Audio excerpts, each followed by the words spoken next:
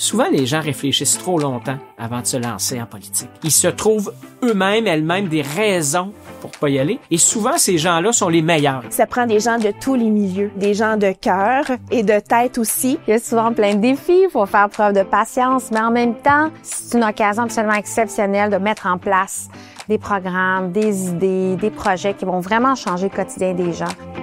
Qu'est-ce qui vous pousserait à vous lancer en politique municipale? Je pense qu'il faudrait connaître les gens qui le font déjà puis être inspiré par eux. Je n'y ai jamais pensé, mais je pense que le sentiment de prendre soin des autres... Pour aider les gens, c'est sûr. Je vois pas beaucoup d'avantages, c'est malheureux, mais c'est comme ça. Ça a un grand impact sur la communauté, les gens près de nous, nos services. Quand ça marche, personne ne remarque. Quand ça marche pas, tout le monde en parle. Je trouve ça courageux, puis je trouve que c'est vraiment bien de passer autant de temps, en fin de compte, pour le bien des concitoyens.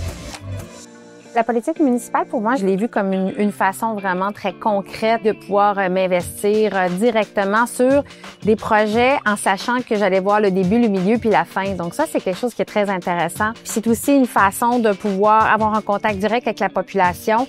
Et ça nous aide à faire les meilleurs projets possibles. C'est sûrement le goût de servir, de faire la différence qui fait que des gens décident de se lancer en politique municipale. En tout cas, moi, ça a été ça. J'étais très impliqué dans mon milieu. On me disait, vas-y, il semble que tu serais capable de faire de quoi. Et là, à un moment donné, on entre dans un tourbillon, on a le goût. On veut mettre en valeur notre communauté, le bien-être de nos familles, nos aînés, nos jeunes, nos personnes issues de la diversité aussi, parce qu'il y a une nouvelle clientèle, une nouvelle population qui arrive dans nos villes, dans nos villages. Faire un parc pour des citoyens dans un quartier, puis tu passes à faire des modules de jeu inclusifs, les personnes à mobilité réduite. Ça, c'est fabuleux. Puis tu passes à côté, puis tu vois des enfants qui jouent dedans. Ça, c'est très stimulant, c'est très motivant. Le seul profil qu'il faut pour être un bon élu municipal, c'est d'être un citoyen, d'être engagé, puis d'être proche des gens. Quand vous aimez les gens vous le retournent bien. Ça nous amène tellement des moments enrichissants dans notre carrière, dans notre vie professionnelle et les relations aussi qu'on va tisser avec les autres conseillers, maires, mairesses. J'ai pu vivre des expériences uniques. Je suis rentrée avec un amour profond pour les villes.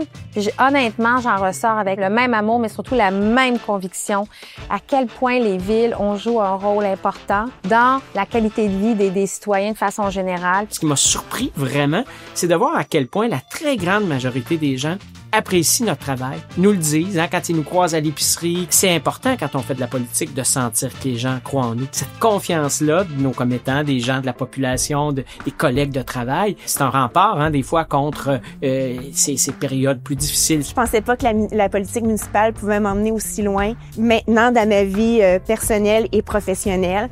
Puis je suis juste fière d'avoir réalisé ce défi-là. Si on veut faire la différence, il faut mettre notre nom sur le bulletin de candidature.